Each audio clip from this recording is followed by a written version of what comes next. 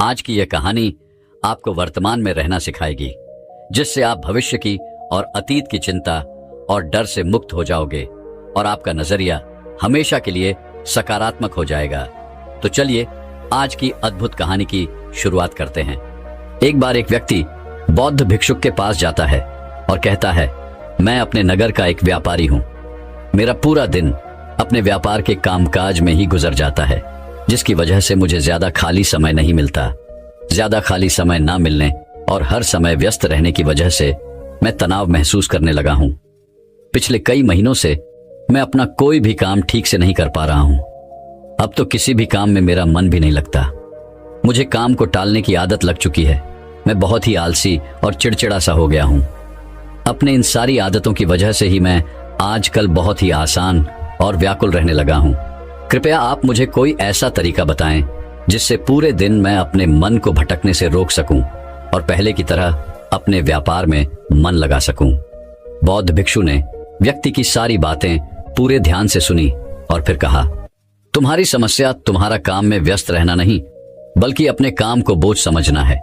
और कोई भी इंसान काम को बोझ केवल तभी समझता है जब वह वर्तमान में चल रहे काम पर ध्यान न देकर सिर्फ अपने काम के भविष्य के बारे में सोचता रहता है और अपने मन में उसकी योजनाएं बनाता रहता है कि मैं भविष्य में इस काम को ऐसे करूंगा, इसे इतना बड़ा बना दूंगा। और जब इंसान सिर्फ किसी काम के बारे में सोचता रहता है लेकिन उसे पूरा करने के लिए कोई ठोस कदम नहीं उठाता, तो फिर वह उस काम को लेकर तनाव से गिर जाता है और फिर उसे वह काम बोझ लगने लगता है।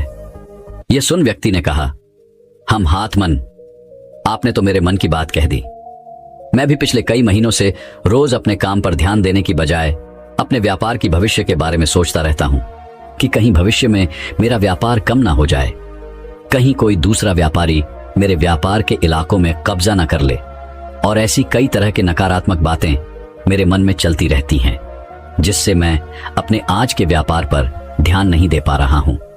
यह सुन बौद्ध भिक्षु ने कहा, हम अपने विचारों में समस्याओं को जितना बड़ा बना लेते हैं, असल जिंदगी में समस्याएं उतनी बड़ी नहीं होती। तुम्हें केवल अपने आज पर ध्यान देने की जरूरत है, बाकी सब अपने आप ही ठीक हो जाएगा। व्यक्ति ने कहा, महात्मा, मैं यही तो नहीं कर पा रहा। मैं अपने आज के कामों पर ही तो ध्यान नहीं दे पा रहा। मैंने बहुत कोशिश की, लेकिन मैं हर बार भटक जाता हूं। मैं अतीत में की हुई गलतियों पर पश्चाताप करने लगता हूं, भविष्य की योजनाएं बनाने लगता हूं और फिर मेरा मन अशांत हो जाता है। आप मुझे कोई ऐसे तरीके बताएं जिससे मैं आज पर ध्यान केंद्रित कर सकूं, लेकिन मैं लंबे समय तक ध्यान योग इत्यादि नहीं कर सकता और ना ही कोई बड़ी साधना कर सकता। इसीलिए आप मुझे कोई आसान तरीका ही बताएं। बौद्ध भिक्षु ने कहा, ठीक है, आज मैं तुम्हें 10 ऐसे छोटे छोटे तरीके बताने जा रहा हूं जिन्हें तुम अपने रोज के कामों के साथ भी कर सकते हो। ये तरीके सुनने में तो बहुत छोटे लगते हैं, लेकिन अगर तुमने पूरी दृढ़ता के साथ इनका पालन किया तो सिर्फ कुछ दिनों में ही तुम्हें इनके सकारात्मक परिणाम दिखने शुरू हो जाएंगे और तुम अपने वर्तमान के कामों को ज्यादा ध्यानपूर्वक कर पाओगे। व्यक्ति ने कहा, जी महात्मा, आप मुझे वह 10 तरीके बताए, मैं जरूर उनका पालन करूंगा। बौद्ध भिक्षु ने कहना शुरू किया, पहला तरीका है ध्यानपूर्वक भोजन करो। ज्यादातर लोग भोजन करते समय भोजन करने पर ध्यान नहीं देते, बल्कि उनका ध्यान तो किसी से बातें करने, किसी पुराने विचार में खोए रहने या फिर कुछ देखने में होता है, जिससे उनका मन भोजन करने के दौरान भी आसान रहता है। जबकि हमें भोजन की थाली आने के साथ ही उसकी सुगंध, थाली में कौन सा भोजन परोसा गया है, भोजन देखने में कैसा है, इन सब का पूरे ध्यान पूर्वक निरीक्षण करना चाहिए और मन ही मन भोजन बनाने वाला और उस भोजन को उगाने वाले का धन्यवाद करना चाहिए। हर एक निवाले के साथ भोजन के स्वाद का आनंद रहना चाहिए, न कि सिर्फ पहले निवाले का। अगर तुम पूरे प्रेम के साथ ध्यानपूर्वक भोजन को ग्रहण करते हो तो भोजन के खत्म होने तक तुम्हारा मन एकदम शांत हो जाएगा और तुम अंदर से आनंद महसूस करोगे। और यही कारण है कि पुराने भारतीय समाज में मौन रहकर भोजन करने की परंपरा रही है, क्योंकि मौन होकर ध्यानपूर्वक भोजन करना भी ध्यान करने का एक तरीका है।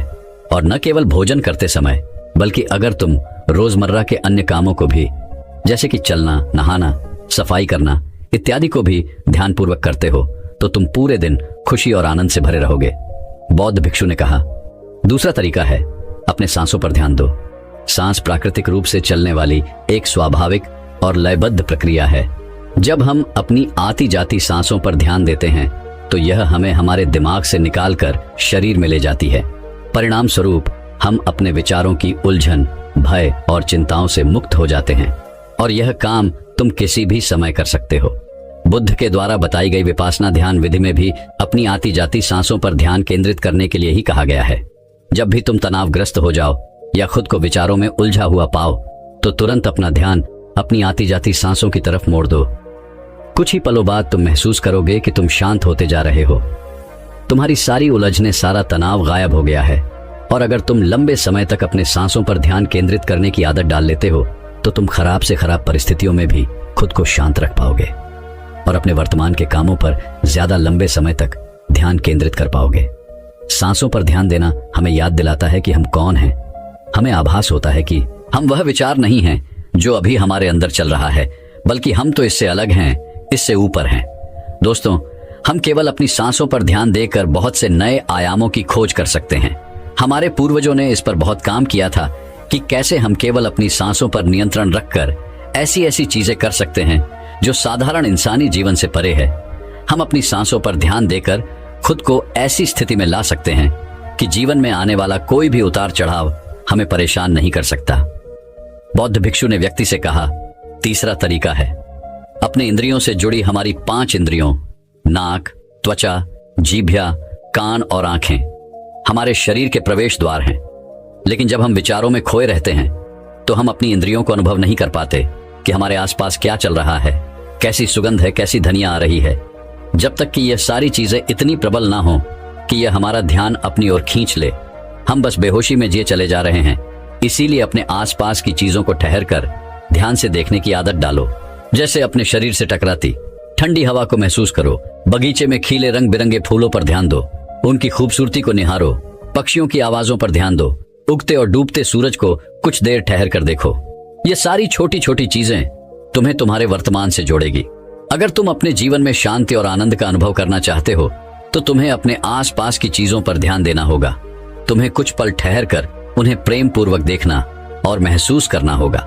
बौद्धिक कक्षियों ने कहा, चौथा तरीका है अपने मन में उठने वाली नकारात्मक भावनाओं का निरीक्षण करो।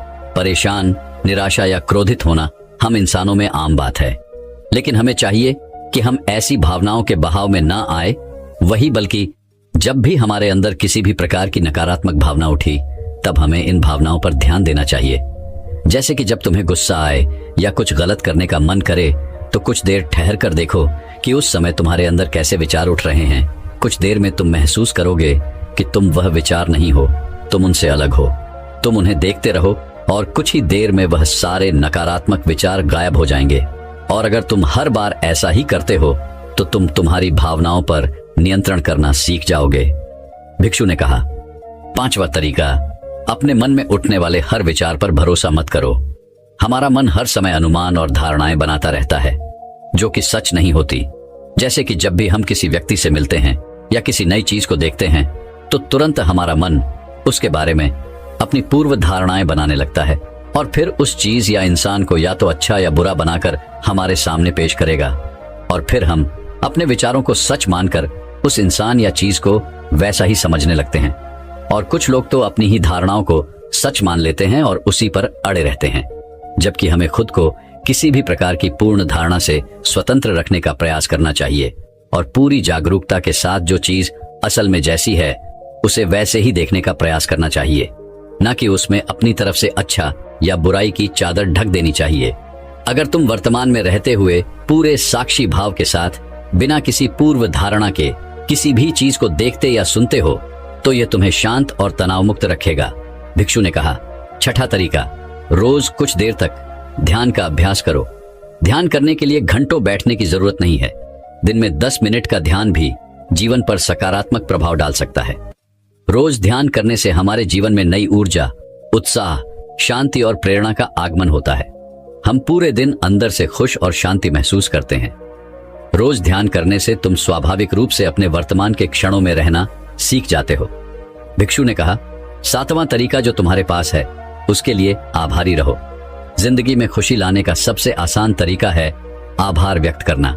धन्यवाद अदा करने से न केवल जो चीजें हमारे पास हैं उनसे हमें असली खुशी मिलती है, बल्कि जो हम पाना चाहते हैं उसे पाने का रास्ता भी हमें दिखना शुरू हो जाता है, क्योंकि धन्यवाद के भाव से भरा मन समस्याओं की तरफ नहीं बल्कि उनके समाधान की तरफ केंद्रित होता है।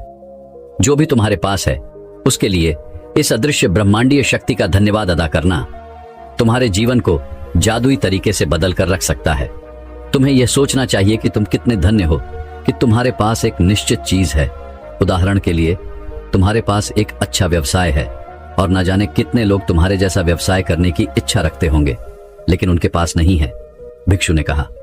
8वां तरीका, दूसरों की बातों को ध्यानपूर्वक सुनो। किसी दूसरे व्यक्ति से बात करते समय यह सोचे बिना कि उसे क्या कहना है या उसकी बात का कैसे जवाब देना है, तुम्हें पूरे ध्यानपूर्वक सामने वाले की बातों को सुनना चाहिए। तुम्हें सामने वाले से बात करनी है, उसे जवाब देने के लिए नहीं बल्कि उसकी भावनाओं को समझने के लिए। जब तुम किसी से बात करो तो अपने कान, दिल और अंतर्मन से उसकी बातों को सुनो और समझो। ऐसा करना सामने वाले से तुम्हारे रिश्ते को तो मजबूत करेगा ही, साथ ही यह तुम्हारे लिए एक अभ्यास है अपने धैर्य और एकाग्रता को बढ़ाने का। और जब हम ज्यादा सुनते और कम बोलते हैं तो हम बहुत सी परेशानियों से भी बच जाते हैं, जिससे हमारा मानसिक तनाव भी कम रहता है। और याद रखो, किसी भी इंसान की बातों को ध्यानपूर्वक सुनना उसे सम्मान देने का सबसे अच्छा तरीका है। भिक्षु ने आगे कहा। 9वां तरीका, अपने महत्वपूर्ण कामों के लिए एक समय निर्धारित करो। तुम्हें अपने दिन के कुछ समय को महत्वपूर्ण कामों के लिए निश्चित रखना चाहिए, जैसे काम का समय, नहाने का समय, सफाई का समय, खाने का समय। महत्वपूर्ण कामों को समय के साथ बांटना यह सुनिश्चित करता है कि वे चीजें बिना किसी बाधा के नियमित रूप से होती रहें। दिन के सही समय पर सही काम को करना हमारे जीवन में अनुशासन लाता है और अनुशासन से जीवन में शांति और खुशी आती है। भिक्षु ने कहा। 10वां और अंतिम तरीका, अपने रोजमर्रा के कामों में जागरूकता लाने का प्रयास करो। तुम जब भी किसी काम को करो तो उसे वर्तमान में रहकर करने की कोशिश करो। हर बार तुम्हारा मन अपने विचारों में खो जाएगा, लेकिन तुम्हें फिर से खुद को वर्तमान क्षणों में वापस लाना है। और यह तुम्हें हर बार करना है जब तक कि यह तुम्हारी आदत ना बन जाए। और साथ ही तुम यह देखने का भी प्रयास करो कि उस काम को करते वक्त तुम्हारे अंदर किस तरह के विचार उठ रहे हैं। यह एक छोटा सा अभ्यास तुम्हें वर्तमान में जीने में तुम्हारी मदद करेगा। भिक्षु ने आगे कहा, शांति और आनंद कोई घटना नहीं है, बल्कि यह एक प्रक्रिया है जो हमारे जीवन के साथ साथ चलती है, अगर हम जागरूक रहकर जीना सीख जाते हैं। इतना कहकर बौद्ध भिक्षु मौन हो गए और वह व्यापारी उनका धन्यवाद करते हुए वहां से चला गया। तो दर्शकों, चलिए अब तनाव के ऊपर हमारे दूसरे कहानी की शुरुआत करते हैं। एक बार एक बड़े राज्य के राजा को एक सन्यासी से प्रेम हो गया। सन्यासी रहता था राज्य के पास वाले एक जंगल में। वह एक पेड़ के नीचे अपनी धुनी रमाए बैठा रहता, अपनी मस्ती में मस्ती, बिना किसी चिंता, बिना किसी तनाव की। उसकी शांति लोगों को अपनी तरफ आकर्षित करती। जो भी उसके पास बैठता उसका मन भी शांत हो जाता। उस सन्यासी की अद्भुत शांति लोगों से दुलार करती, उनको अपनी तरफ चुंबक की तरह आकर्षित करती। आसपास के गांव के लोग जब भी अपनी कोई समस्या लेकर उस सन्यासी के पास आते ही तो वह झट से उन्हें उनकी समस्या का समाधान सुझाव देता। उस सन्यासी की प्रसिद्धि दूर गांवों तक फैल चुकी थी। धीरे धीरे यह बात राज्य के राजा तक पहुंची तो एक दिन राजा भी अपने मंत्री के साथ उस सन्यासी से मिलने पहुंचा। सन्यासी की शब्दों की मिठास और अद्भुत शांति ने राजा को भी अपनी तरफ आकर्षित कर लिया। अब तो राजा रोज शाम को राजकाज के कामों से थोड़ा वक्त निकालकर सन्यासी से मिलने आने लगा। धीरे धीरे राजा का सन्यासी के प्रति प्रेम इतना प्रगाढ़ हो गया कि अब तो वह सन्यासी से एक पल के लिए भी दूर नहीं रहना चाहता था। एक शाम वह जब अड़ गया कि आज तो आपको मेरे महल में चलना ही पड़ेगा। सन्यासी ने खूब मना किया, तरह तरह के कारण बताए, लेकिन राजा ने सन्यासी की एक न सुनी।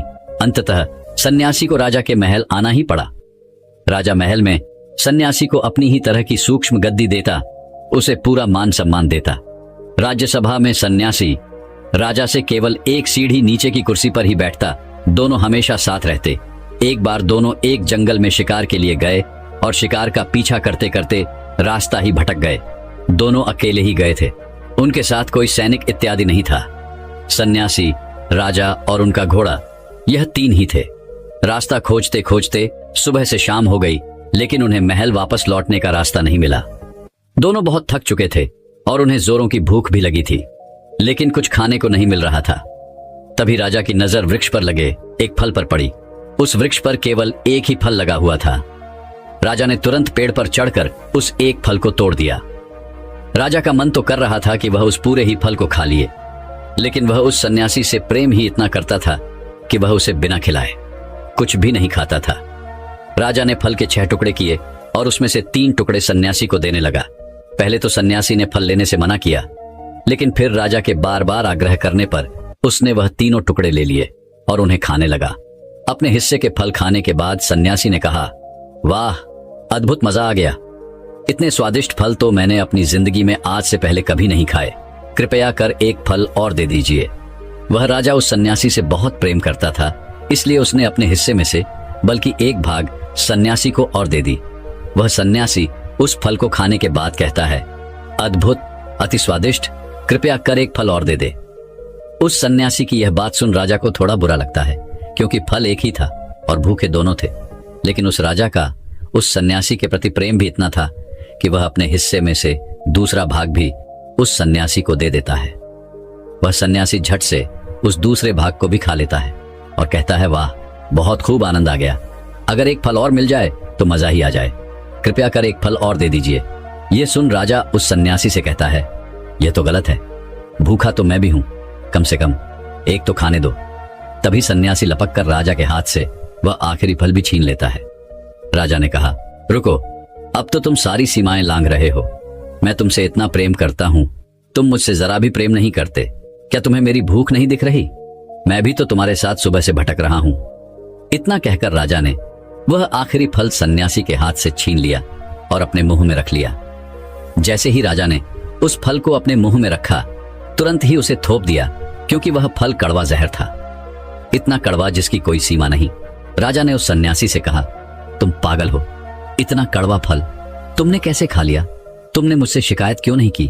उस सन्यासी ने कहा, जिन हाथों से इतने मीठे फल खाने को मिले हैं, उनकी शिकायत, वह भी सिर्फ एक कड़वे फल के लिए उचित न थी। यह सुन राजा उस सन्यासी को अपने गले से लगा लेता है। दोस्तों, वह राजा हमारी जिंदगी है और वह सन्यासी हम खुद। हमारी जिंदगी ने हमें न जाने कितने सारे मीठे फल दिए हैं, लेकिन हम हमेशा उन थोड़े से कड़वे फलों के लिए शिकायत करते रहते हैं जो जिंदगी ने हमें दिए हैं। हमारी जिंदगी में हजारों अच्छी चीजें हैं, लेकिन हम कुछ थोड़ी सी खराब चीजों के लिए हमेशा रोते रहते हैं। जिंदगी को, किस्मत को, माँ बाप को, परिस्थितियों को दोष देते रहते हैं, जबकि जीवन की ज्यादातर परेशानियां हमने खुद ही पैदा की होती हैं। अपने समय को बर्बाद करके, लालच करके, झूठ बोलकर, मेहनत ना करके। लेकिन हम खुद के अंदर झांकने की बजाय दूसरों को दोष देते रहते हैं। हम जिंदगी की अच्छाइयों को देख ही नहीं पाते, बस इसी बात में उलझे रहते हैं कि जीवन में कौन कौन सी कमियां हैं, और यही सबसे बड़ी वजह है हमारी दुख की, चिंता की, परेशानी की, असफलता की। क्योंकि जो कुछ भी हमारे पास है, हम उसके लिए आभार से भरे हुए हैं। हमारे अंदर केवल शिकायतें हैं। इसलिए जो कुछ भी आपके पास है, उसके लिए सौभाग्य से भर जाओ, धन्यवाद अदा करो उस ब्रह्मांडी शक्ति का, आपको यह सब देने के लिए। हम जिस भी चीज के लिए आभार से भर जाते हैं, वह चीजें कई गुना होकर हमारे पास वापस आती हैं। इसलिए आपके जीवन में जो कुछ भी अच्छा हो रहा है, और अगर आप चाहते हैं कि वो कई गुना होकर आपके पास वापस आए, तो अब हर उस चीज के प्रति अब वह भाग्य से भर जाओ। फिर चाहे वह धन हो, अच्छे रिश्ते हो, मान सम्मान या पद प्रतिष्ठा। अचानक से आप महसूस करेंगे कि जिन रिश्तों से आपको खुशी नहीं मिल रही थी, जो चीजें आपको खराब लगती थी, जिनके लिए आपके अंदर कोई सम्मान नहीं था, आप उनसे संतुष्ट नहीं थे, उन्हीं चीजों, उन्हीं रिश्तों से आपको खुशी मिलने लगी है। आप ज्यादा संतुष्ट और खुश रहने रखेंगे। धन्यवाद का भाव, यानी पावर ऑफ ग्रेटिट्यूड, इंसानी जीवन के लिए किसी चमत्कार से कम नहीं है, क्योंकि यह हमारे विचारों को पॉजिटिविटी की ओर ले जाता है। दोस्तों, अगर हम एक कागज देकर उसमें एक तरफ ये लिखें कि हमारे पास क्या क्या है, और दूसरी तरफ ये लिखें कि जीवन में कौन कौन सी कमियां हैं, तब हम जान पाएंगे कि जो अच्छी चीजें हमारे पास हैं, उनकी लिस्ट तो खत्म ही नहीं हो रही। लेकिन कागज के दूसरी ओर कि जीवन में कौन कौन सी कमियां हैं, तो हम पाएंगे कि वहां केवल इतनी ही कमियां हैं जिन्हें हम अपनी उंगलियों में गिनकर ही खत्म कर सकते, जैसे कि धन की कमी, समय की कमी, रिश्तों में कड़वाहट इत्यादि। और जीवन की ज्यादातर समस्याएं हमारी खुद की बनाई हुई हैं। अगर हम चाहे तो थोड़ी सी ज्यादा मेहनत करके, अपने समय का सही उपयोग करके, अपने रिश्तों को थोड़ा सा ज्यादा समय और सम्मान देकर अपने जीवन की ज्यादातर समस्याओं को खत्म कर सकते हैं।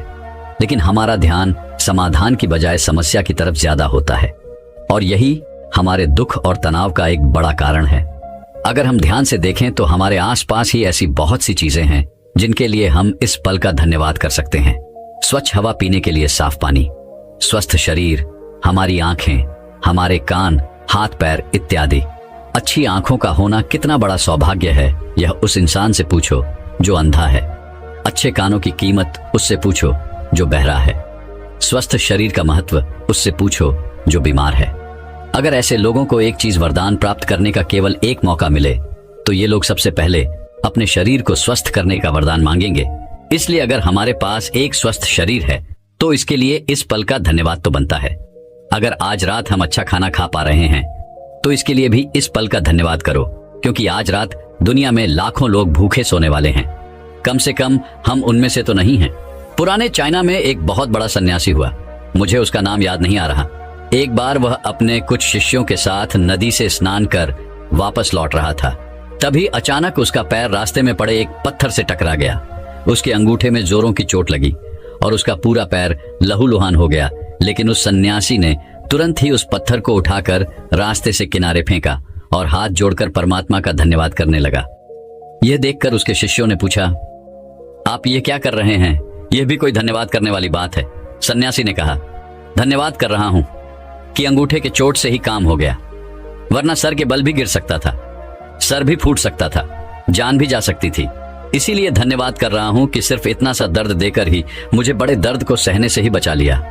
अगर ऐसे इंसान को कोई कष्ट भी होता है तभी वह आभार प्रकट करता है कि चलो इतने कष्ट से ही काम चल गया, वरना ज्यादा भी सहना पड़ सकता था। अब ऐसी सोच रखने वाले इंसान को कौन सी परेशानी दुख दे सकती है? इसलिए कहा जाता है कि धन्यवाद बड़े से बड़े दुख को सहने की क्षमता देता है। इसलिए सौभाग्य से भरो उन सारी सकारात्मक चीजों के लिए जो आपके पास है। यही तनाव और चिंता से मुक्ति का सूत्र है। तो दर्शकों, चलिए अब तनाव के ऊपर हमारे तीसरे कहानी की शुरुआत करते हैं। एक राज्य के राजा की यह आदत थी कि वह अक्सर भेष बदलकर अपने राज्य में घूमा करता था, ताकि वह अपने प्रजा की असली जरूरतों के बारे में जान सके और राज्य में चल रहे गलत कामों, वह सुरक्षा की स्थिति की जानकारी हासिल कर सके। ऐसे ही एक दिन अपने मंत्री के साथ भेष बदलकर घूमते हुए राजा अपने राज्य की अंतिम छोर तक पहुंच जाता है। वहां पहुंचकर राजा एक बहुत ही चौंका देने वाली घटना देखता है। वह देखता है कि एक इंसान सड़क के बीचों बीच लेटा हुआ है, लेकिन कोई भी उसकी मदद नहीं कर रहा। लोग उसके आसपास से निकल तो रहे हैं, लेकिन कोई भी उस पर ध्यान नहीं दे रहा है। यह देखकर राजा खुद ही उस पड़े हुए व्यक्ति की मदद करने जाता है। राजा जैसे ही उस व्यक्ति के पास पहुंचकर उसको उठाने की कोशिश करता है, उसे पता चलता है कि व्यक्ति तो पहले से ही मरा हुआ है। यह देखकर राजा मदद के लिए लोगों को आवाज लगाता है, लेकिन जो भी वहां से गुजरता उस मरे हुए व्यक्ति को देखकर अपना मुंह बनाता और वहां से चला जाता। इस तरह से कोई भी राजा की मदद करने के लिए नहीं रुका। अंत में राजा ने ही वहां से गुजरने वाले एक व्यक्ति का हाथ पकड़कर उसे रोकते हुए पूछा, मैंने लोगों को इसकी मदद के लिए आवाज लगाई, लेकिन कोई भी इसके पास तक नहीं आया। आखिर ऐसी क्या बात है कि लोग इस व्यक्ति को छूना तक नहीं चाहते? यह सुनते ही उस व्यक्ति ने मुंह बनाते हुए जवाब दिया, सब इसके कर्मों का फल है। यह हमारे नगर का सबसे बड़ा पापी है। इसने अपने पूरे जीवन काल में सिर्फ बुरे कर्म किए हैं। यह कहता हुआ वह व्यक्ति भी वहां से चला गया। उस राहगीर के मुंह से ऐसी बातें सुनकर राजा अपने मंत्री की मदद से उस मृत व्यक्ति को उठाता है और लोगों से पता पूछकर उसे उसके घर तक ले जाता है। अपनी मृत पति को देखकर उसकी पत्नी जोर जोर से रोने लगती है। तभी थोड़ी देर बाद राजा उसकी पत्नी से लोगों का उसके पति के प्रति जो व्यवहार था उसके बारे में बताता है, जो उसने सड़क पर देखा था। राजा की बातें सुनकर उसकी पत्नी ने अपने पति की तरफ सम्मान भरी दृष्टि से देखते हुए पूरे आत्मविश्वास के साथ कहा, मैं इस बात को अभी सिद्ध कर सकती हूं कि मेरे पति एक बहुत ही अच्छे इंसान थे। यह सुनकर राजा चौंक जाता है और कहता है, लेकिन लोग तो कह रहे थे कि यह एक पापी व्यक्ति है। यहां तक कि लोग इससे इतनी नफरत करते थे कि वो इसके मृत शरीर को छूने तक को भी तैयार नहीं है। यह सुन उसकी पत्नी ने राजा से कहा, आप सही कह रहे हैं और मुझे भी लोगों से यही उम्मीद है, क्योंकि लोगों ने तो हमेशा ही मेरे पति को गलत जगहों पर जाते हुए देखा है। लेकिन सच्चाई तो यह है कि मेरे पति हर रोज शराब की दुकान पर जाते थे और वहां से शराब की कुछ बोतलें खरीद लाते और फिर उस पूरी शराब को नाली में फेंक देते, ये कहते हुए कि मुझे उम्मीद है कि इससे वो लोग बुरे कर्म करने से बच जाएंगे जो इस शराब को पीने वाले थे। फिर उसके बाद रात में मेरे पति उन स्त्रियों के पास जाते हैं जो देह व्यापार करके अपना जीवन यापन करती हैं। उनमें से कुछ स्त्रियों को वह पूरे रात की कीमत देकर उन्हें दरवाजा बंद कर लेने के लिए कहते, जिससे कम से कम उस रात तो उनके पास कोई न जाए। उसके बाद वह घर वापस आते ही और भगवान का धन्यवाद अदा करते कि उनकी कृपा से ही आज वह कुछ और दो पर हो रहे अत्याचार को कम कर सके और कुछ जवान लड़कों को गलत कर्म करने से रोक सके। तो लोग अक्सर मेरे पति को ऐसी जगहों पर जाते हुए देखते थे और समझते थे कि मेरे पति शराबी और खराब नियत के हैं। मैं अक्सर अपने पति से कहती थी कि याद रखना, जब तुम मरोगे तो कोई तुम्हें छुएगा भी नहीं और तुम्हारी अर्थी को भी कोई कंधा देने वाला नहीं होगा। मेरी इस बात पर अक्सर मेरे पति हंस देते और कहते, तुम देखना मेरी अंतिम यात्रा पर स्वयं राजा और इस शहर की सबसे बड़े और सम्मानित लोग मेरी अर्थी को कंधा देंगे और मेरी अंतिम क्रियाकर्म को पूरा करेंगे। उसकी पत्नी के मुंह से ऐसी बातें सुनकर राजा के आंखों में आंसू आ गए और उसने कहा, मैं ही इस राज्य का राजा हूं और कल सुबह मैं और मेरे मंत्री इसकी आखिरी यात्रा पर इसकी अर्थी को कंधा देंगे और इसका अंतिम संस्कार करेंगे। हम भी अक्सर यही सोचते हैं कि लोग क्या कहेंगे और अपनी इस सोच की वजह से हम कभी भी वह नहीं कर पाते जो हम करना चाहते हैं, जिसे करने से सच में हमें खुशी मिलती है। तो इस कहानी से हमें यही सीख मिलती है कि लोग क्या कहेंगे, इस बात की परवाह किए बिना हमें वह करना चाहिए जो करना सही है, जिसे करने से हम सच में खुश रह सकते हैं। क्योंकि जब हमारे अच्छे कर्मों को कोई नहीं देख रहा होता है तो सिर्फ भगवान देख रहा होता है। दोस्तों, मैं उम्मीद करता हूं कि यह कहानी सुनने से आपके जीवन में अच्छे बदलाव आए होंगे। आपको इस वीडियो से क्या सीखने मिला ये कमेंट करके जरूर बताइए और अपने परिवार, दोस्तों या आपके करीबी इंसान के साथ ये कहानी शेयर करके उन्हें भी इस ज्ञान से परिचित करवाए। बाकी अगर आपको ये वीडियो दिल से अच्छी लगी हो तभी इस वीडियो को लाइक कर देना और आपने अब तक इस चैनल को सब्सक्राइब न किया हो तो चैनल को सब्सक्राइब भी जरूर कर देना। आपका हर दिन शुभ हो और खुशियों से आपका जीवन भरा रहे। धन्यवाद। नमो बुद्धाय।